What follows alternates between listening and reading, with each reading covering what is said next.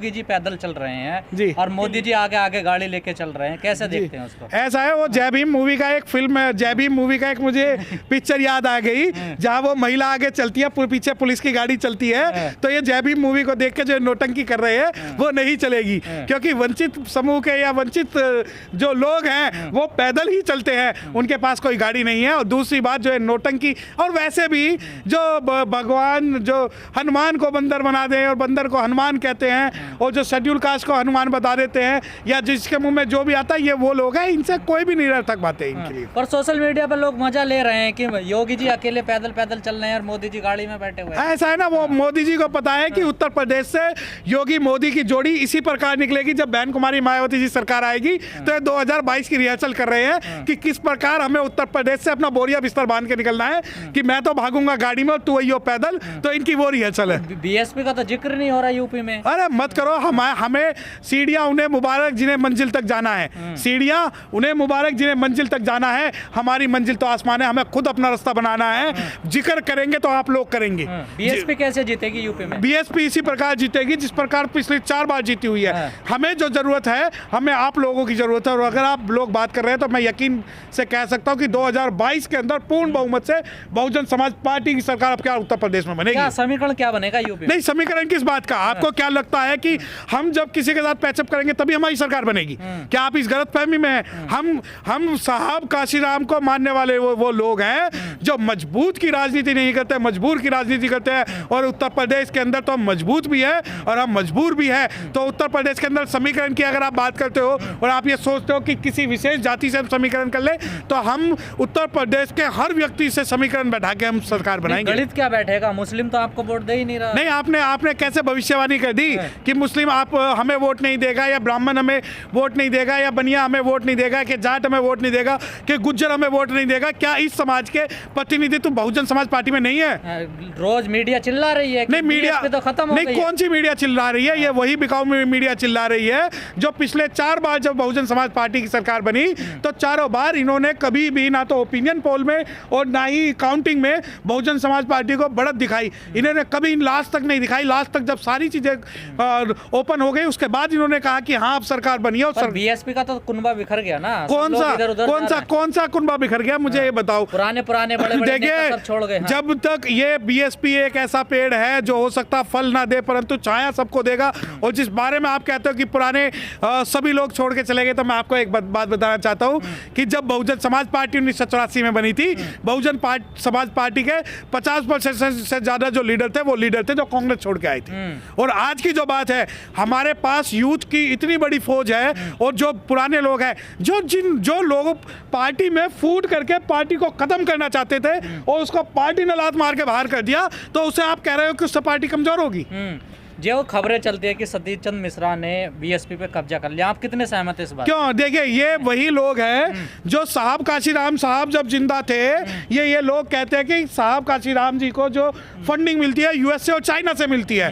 ये वो लोग हैं जब बहुजन समाज पार्टी के अंदर जब मुस्लिम लीडर आए थे, उन मुस्लिम लीडरों को ये कहते थे कि ये तो मुल्लाओं की पार्टी हो गई, मुसलमानों की पार्टी हो गई, मायावती मुसलमानों से डरती है।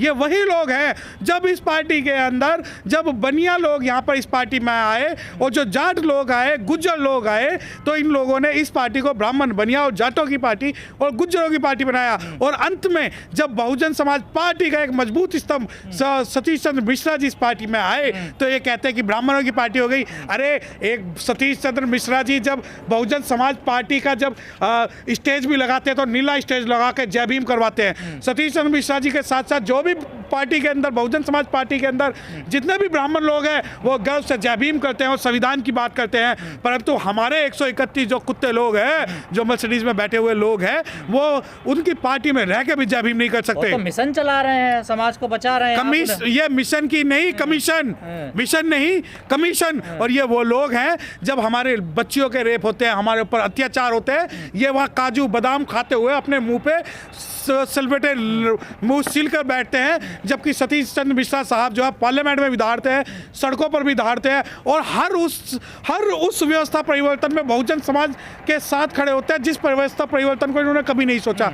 दूसरी बात, अगर सतीश चंद्र मिश्रा जी के आने से बहुजन समाज पार्टी ब्राह्मणों की पार्टी हो गई है, तो आज तक दलितों के हरिजनों के उन पार्टियों में जाने से वो पार्टी हरिजनों की और दलितों की क्यों नहीं हुई, लेकिन इस बात का सवाल वकील साहब एक धारणा बनी हुई है समाज में कि बहन जी से कोई नहीं मिल सकता है, लेकिन हमने अभी कुछ वीडियो देखी हैं जिनके पास लखनऊ जाने के पैसे नहीं है वो लोग बहन जी के साथ बैठे हैं, मिलकर आ रहे हैं। देखिए अब ये जो दिग्भ्रमित ये दुष्प्रचार है कि बहन जी किसी से नहीं मिलती, बहन जी का एक ब्रॉडर पर्सपेक्टिव है। मैं आपको आपके चैनल के माध्यम से बताना चाहता हूँ, मैं आज तक बहन जी से नहीं मिला हूँ आज तक, लेकिन मुझे ये पता है कि जिस दिन भी मैं बहन जी से मिलना चाहूँ मैं बहन जी से मिल सकता हूँ, क्योंकि मुझे बहन जी से मिलकर सिर्फ समाज की बात करनी है। परंतु कुछ लोग हैं जो ये कहते हैं कि बहन जी मिलने के लिए पैसे लेती हैं। मुझे एक व्यक्ति ऐसा दिखा दे, और एक बताऊं, अगर कोई भी व्यक्ति एक भी रुपया बहन जी से मिलने का अगर कभी दे देता तो वो एफआईआर करा देता बहन जी और हम सबके खिलाफ, परंतु वो नहीं करा पाया क्योंकि इन्हें हवा में कहते कि मिलने धारणा बन कैसे गई फिर।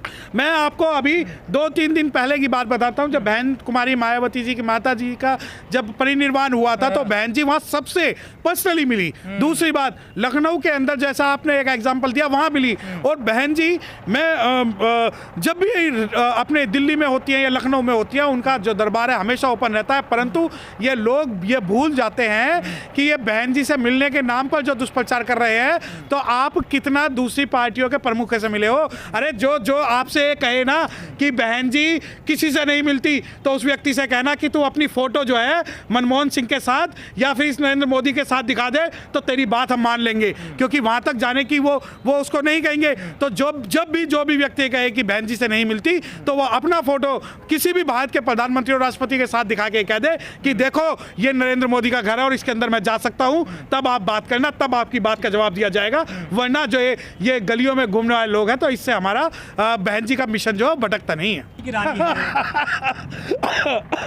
देखो मुझे नहीं पता कि किस प्रकार आपको इसमें रानी लक्ष्मीबाई, और हो सकता है आपको झांसी की रानी नजर आती हो, हमारी तो झलकारी बाई देवी थी, हमें तो झलकारी बाई चाहिए, हमें फूलन देवी चाहिए। आपको जो ढूंढना आप ढूंढते रहो, ये आपका प्रोग्रेटिव है, हमारा नहीं है। तो राष्ट्र की बेटी ना, कुछ लोग बड़े पुराने वीडियो निकाल कर डाल रहे हैं। किस बारे में? कंगना के कि देश की बेटी तो वो भी थी जो हाथरस में जिसे सरेआम जलाया गया था। देश की बेटियां तो वो भी हैं जिन्हें आप जला के मार देते हो। देश की बेटियां तो वो भी है जो अलवर में हुआ और जो दिल्ली के अंदर में हुआ। क्या आप उन्हें देश की बेटियां नहीं मानते? या देश की बेटियों को मानने की बात होगी तो क्या बहन कुमारी मायावती को आपने कभी देश की बेटी माना? परंतु आप नहीं मानोगे देश की बेटी, क्योंकि वो ऐसे वंचित समूह के एक रिप्रेजेंटेशन करती है जो आज तक दबा हुआ है। आपको एक कभी हजम नहीं हुआ कि बहन कुमारी मायावती जी सीएम बन जाए, क्योंकि आपको देश की बेटी अगर मानने की बात होगी तो आप अपने ही कुछ उन लोगों को मानोगे जो कि कुछ भी नहीं है। तो क्या चेहरे को देखकर झांसी की रानी या राष्ट्र की बेटी कहा जाता है? पता नहीं कौन लोग हैं उनका मैंने क्या बताया, भारत के अंदर जो है जो ये मेंटल असाइलम है, मेंटल हॉस्पिटल कम है, उन्हें वहाँ इलाज कराना चाहिए, चाहे कोई नेता हो, चाहे कोई ब्यूरोक्रेट हो, चाहे कोई उनका भक्त हो। और भैया अंधभक्तों की अंधभक्ति तो इसी प्रकार होगी कि जिन्हें एक उस जो ये है, मैं पता नहीं ये क्या है, उसके अंदर भी देश की बेटी नजर आ रही है। बीजेपी सरकार ने इनको बाकायदा सुरक्षा दे रखी है जी, ये कितना जायज मानते हैं आप? देखिए पहली बात तो ये कि सुरक्षा का जो पैमाना इनके लिए दिया गया है, अगर इन्हें सुरक्षा देने की बात करनी थी तो आप मुझे बताइए कि क्या कारण है कि इसके अलावा भारत के अंदर इन्हें कोई महिला ऐसी नज़र नहीं आई जिसे सुरक्षा देनी चाहिए थी। परंतु इन्हें पता था सुरक्षा देने के नाम पर ये इस औरत को आगे करेंगे और इस औरत को प्रमोट करेंगे, जबकि सच्चाई यह है कि अगर आपको सुरक्षा देनी है